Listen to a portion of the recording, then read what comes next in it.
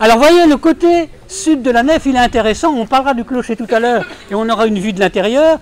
On voit bien là on a plusieurs structures qui s'imbriquent.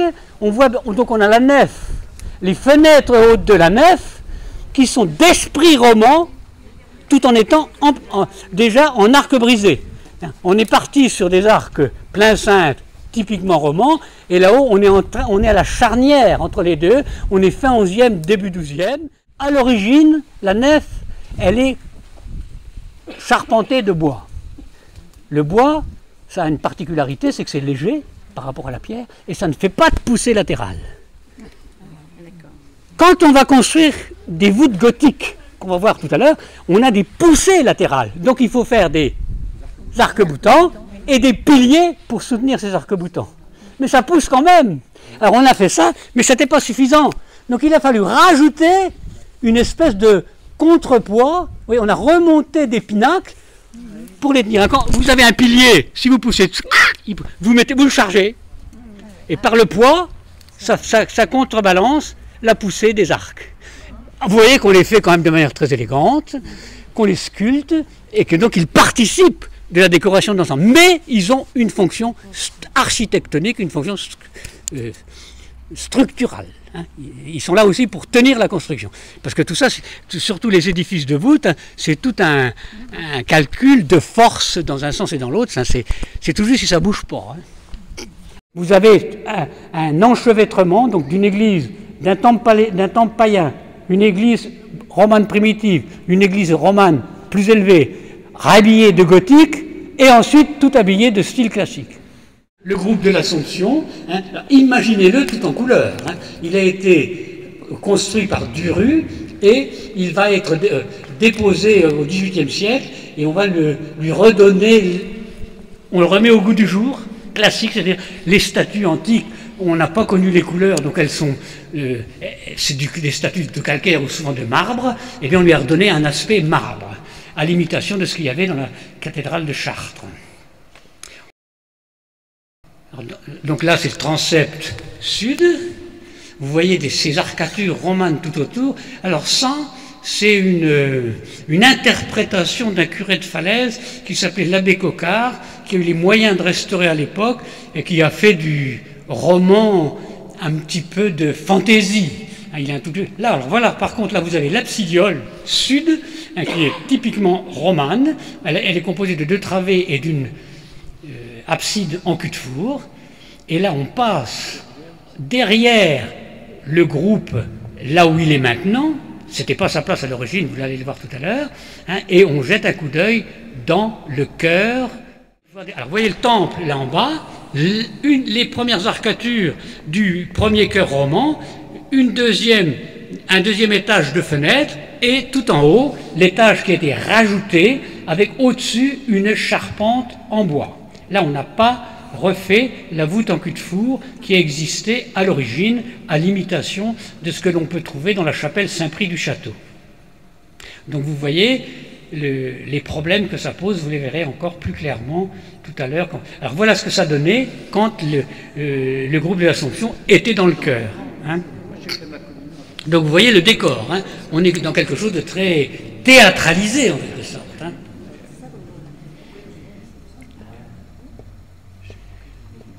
Et on redescend la nef. Donc là, c'est le transept sud.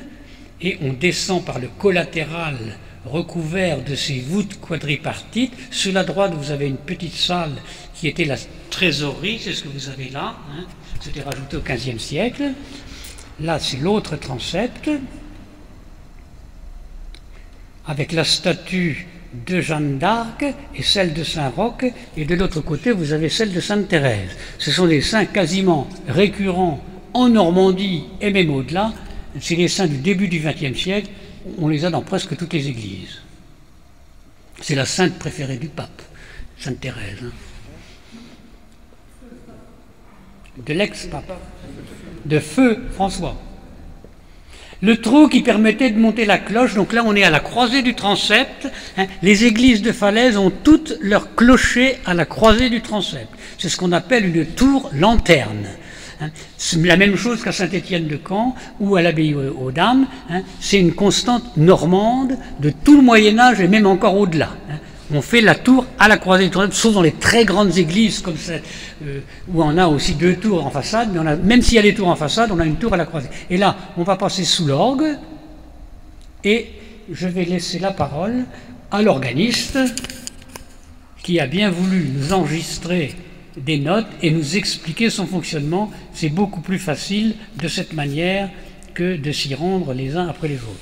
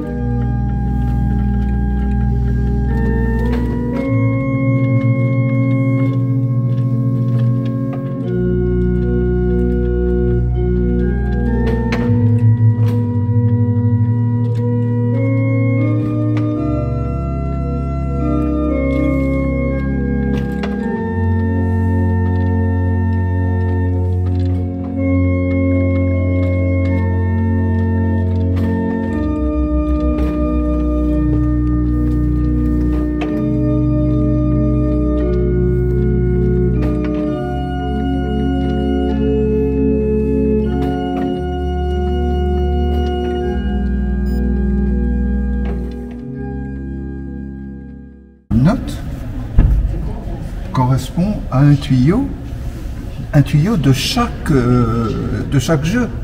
C'est pour ça qu'il y a je ne sais pas combien de centaines et de milliers de tuyaux là-dedans. Alors vous avez les tirettes du bas correspondent à ce qu'on appelle le récit. Le récit, c'est en bas, c'est un jeu qui joue tout doucement. Et le plein jeu, le grand orgue est là. Alors, ce qu'on appelle la montre, Christian, c'est ce qui est là, devant, derrière toi? Alors, non, ça c'est... C'est le positif. C'est le positif. Et la montre, c'est ce qu'on voit là-haut, alors? C'est ce qu'on voit. Ah, la montre, c'est un jeu. Ah, c'est un jeu, c'est pas... C'est un jeu, c'est un jeu. Quand il n'est pas tiré, ça change.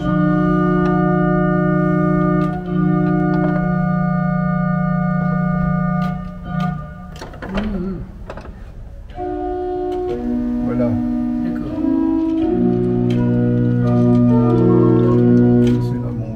Le positif, c'est ce qu'on voit, et ce qu'on voit pas, ça s'appelle comment le négatif? Hein? Ah ben non, c'est grand orgue. C'est le grand orgue, c'est ça. Donc ça, c'est le positif. Alors ça, c'est le positif. Ah d'accord. Voilà, ça c'est derrière toi. Ça joue. D'ailleurs, on entend le... D'accord. Hein, et en dessus, bon, ben, ça sort...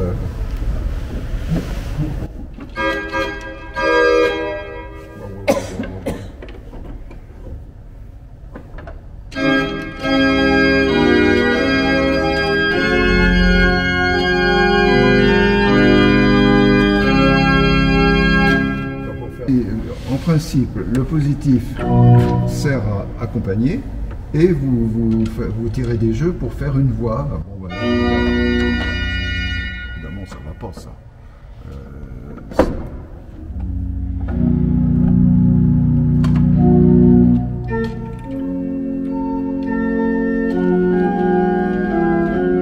Si vous faites ça sur le même, vous n'entendez rien.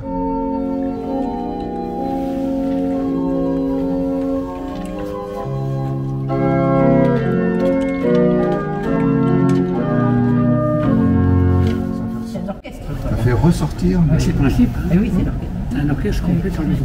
C'est un orchestre complet. Et moi, ce que j'aime beaucoup, c'est qu'il y a encore les trémolos. Ah oui. Ah, ça fait, c'est moins plat, moins. Parce que quand on les enlève, les organistes qui ne jouent que de la musique que du 18e, ils ne veulent pas de ça.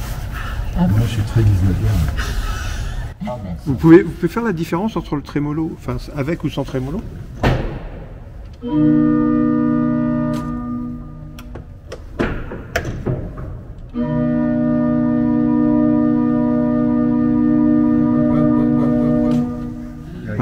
Un léger, il y a des ondes, quoi. Et moi, je trouve ça beaucoup plus joli. Une résonance. Ça donne du corps et puis ça donne un peu d'humanité. La voix humaine.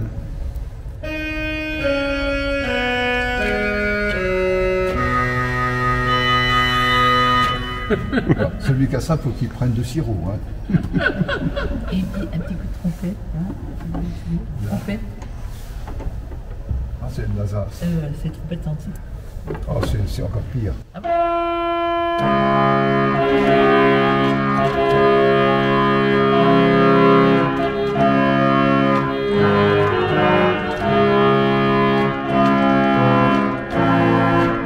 Ça, c'est le trompette de la renommée. Ça court. Ouais.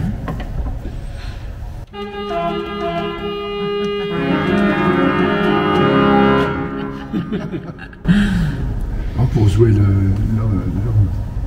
l'entrée de Poète et Paysan de Suppé. Ah oui.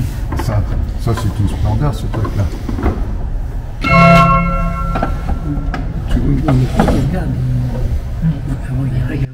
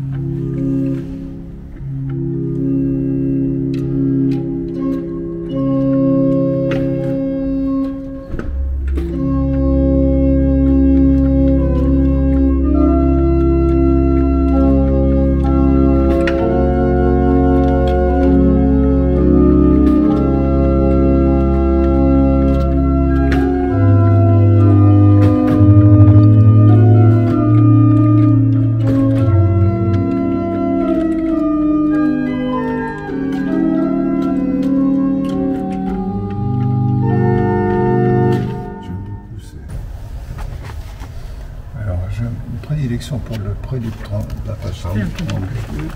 Voilà. Alors ça pour faire les... ça. Là et là.